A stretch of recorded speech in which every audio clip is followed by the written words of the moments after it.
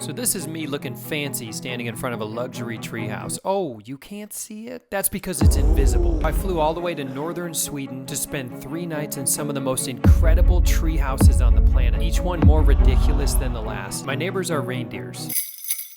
The temperature outside is negative, and these tree houses cost a pretty penny. So I have questions. How exactly do you make a treehouse luxury, and are they really worth it? I saved the best treehouse for last with one big mission: to see the northern lights. My wife's always wanted to see them, so there's only one man for the job. Oh, dang it. We hit the skies with a beautiful view of green grass. Then everything was frozen solid, which meant we must be in Sweden! Just a brief little walk through the frozen forest, which brought us to our very first treehouse hotel. We're gonna look up together in 3, 2, 1. Wow.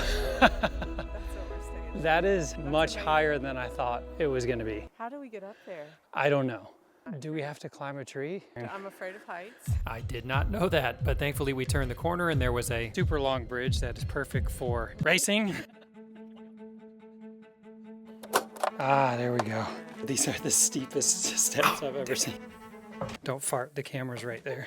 Do we seriously get to wake up to that in the morning? So this is your first tree house. Like, what have you, look at this view, this is insane. Now that you guys have seen the breathtaking views, it's time for the treehouse tour. I gotta get down off this thing.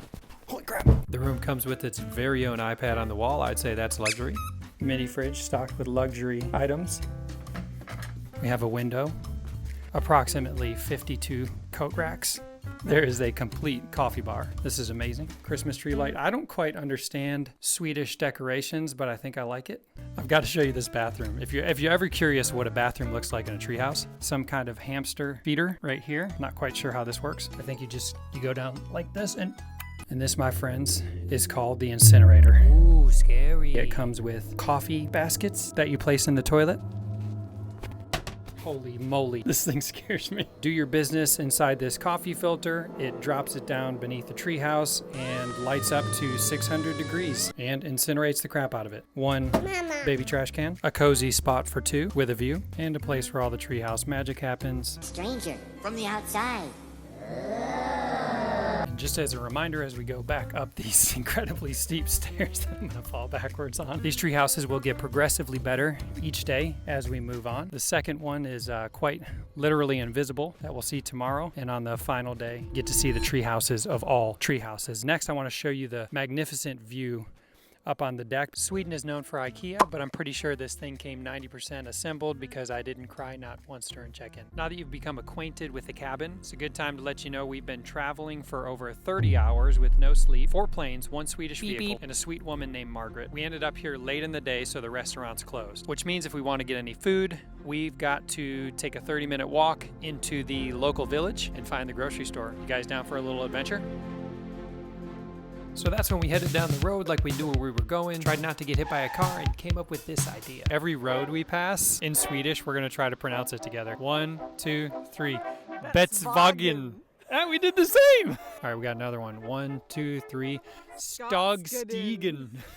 All right, we've been walking for about 20 minutes now. I don't see a store in sight, but I feel like we should keep going. We finally made it to the grocery store. We took a walk inside, and there's other people in the store, so I don't want to make a scene, but you guys got to read some of the names on this stuff. We have Soccer Kaka, Dingle Mojo. All right, we got to walk all the way back, but we're going to use a little editing trick. 1, 2, 3. Look at that. We're back. We're going to go inside and cook some dinner now.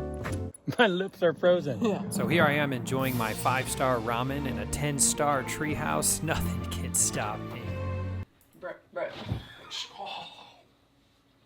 All right, so I'm not exactly looking like the hero my wife needs, but I can't forget the reason we're here, to see the northern lights. So I took her outside when it was dark. We looked up into the night sky and nothing. So we hopped into bed, a little disappointed, but not hopeless. Tomorrow is a brand new day with a new treehouse, so I threw on a romantic movie. It's not funny, my whole face could pop up. And before we knew it, we were sound asleep. Good morning. Oh! We've got big plans today. Not only are we going to see our second treehouse, which I'm told is invisible, we're also headed into the mythical Sweden forest to spend the day with Lars. and his reindeer. So then we said goodbye to our first treehouse. We admired the beauty of Sweden as we walked, enjoyed a killer breakfast spread. I didn't spill a thing. We had some legendary Swedish coffee that tasted like confidence, and then we hit the road. When we pulled up, I couldn't believe my eyes. It was Lars. He pulled up on a snowmobile like a Scandinavian Santa Claus who traded in the sleigh for pure intimidation. Lars is part of the Sami people indigenous to this part of the world. Their culture dates back thousands of years, and they have a deep connection to reindeer herding, and today he's taken us to meet those reindeer. And just as I thought I was about to have an experience of a lifetime, he let me know They won't come in the wind. But we weren't giving up that easy because Lars had an old Sami trick up his sleeve. Oh, I see one. Oh. And there they came. This guy was a legend. I got to hand feed reindeer, which was epic. We shared an amazing lunch by the fire, and before we left, Lars shared his best piece of wisdom. You should always take little from the nature. Many people, they take all things if they can. And when they come next time, There's nothing. Yeah. That's right. With hearts full and frozen fingers, we said our goodbye to Lars, and just like that, it was time to explore our next treehouse. Which is actually the only invisible treehouse on the property. Only problem is I don't see it. Do you see the treehouse? Oh, look at that thing. It is legit invisible. This is crazy up close. You almost feel like you're walking into like a portal because all you can see is the tree. It's so wild. I don't even think you can look at this. I'm looking at the treehouse, guys. So walking into the mirror cube, my first impressions are pretty solid. Oh look, an espresso machine. 5 stars. Incredible views to be expected. The bedroom is kind of small, but we're in a treehouse and I get to stare out of this window and we're invisible. Did I just find a secret ladder to a door in the ceiling? Okay, I had no idea this was up here. Our chances of seeing the northern lights just got way better because this thing has an incredible view of the sky. We were still pretty jet lagged, so we took a quick nap and headed out for dinner while we waited for it to get dark. I was starting to realize that luxury might be a little more than fancy amenities and golden toilets. The cozy dining experience with my wife was really incredible, and the people here have been super sweet. However, the sun was going down now, so we walked outside with great anticipation. As we got back to our treehouse, our eyes met the sky and nothing. I was a little disappointed as we got ready for bed, but then I remembered reading something in the gift shop. It was a quote from Britta, the founder of the TreeHotel. It always works out in the end, it does. Now that gave me a lot of hope as we prepared for our last day when we visit the treehouses of all treehouses, the 7th room. See you in the morning. Good morning. Hold up, why do they doubt the kid? I'm about to prove them all wrong again. I got a low tolerance. So as we'd said goodbye to our invisible cube in the sky, I took one more look at... Oh, jeez. Sorry about that. We headed out to breakfast while we waited on our final treehouse to be ready. And if this isn't luxury food, I just have no idea.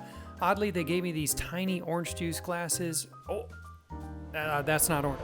Ladies and gentlemen, welcome to the 7th room. We shuffled up about a mile worth of stairs, and then we went in.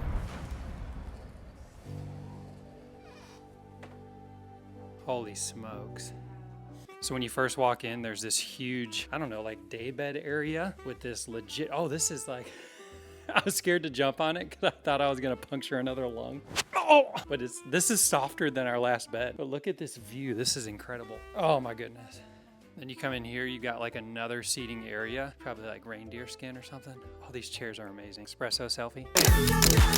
Shower, beautiful tile. What? This shower has like a digital start. I don't know anything about that, but it looks amazing. Fire safety. I've never seen a bed like this. You step down into where the bed is, and of course no tree house would be right without a trap door. Plenty of storage space. We will be wearing these later. Okay. This is insane. This is a legit tree house. I don't know if this is for playing or sleeping out in the wilderness. I don't know who in their right mind would ever sleep outside in a net. We had some time to kill until dark, so I absolutely destroyed myself in a game of tic-tac-toe. Then I got in a little reading, reprogrammed the shower, you know, basic technology work stuff. But my mission wasn't done. I had one more night to see the northern lights, so I went out on the net, 40 feet above the ground, no big deal, and I tried to see if I could get any clues to where we should look tonight. The sun started to set and no sign of the lights, so my wife and I put on our fancy robes. We enjoyed one last night of living in luxury in the trees, but just as we were about to doze off to sleep, this is insane. We were actually getting ready to go to bed, and the front desk actually called us and told us to come outside. It's rare, but the northern lights are right above us. This is insane. I did not expect this. We made our way through the woods to get a clear view, and there it was.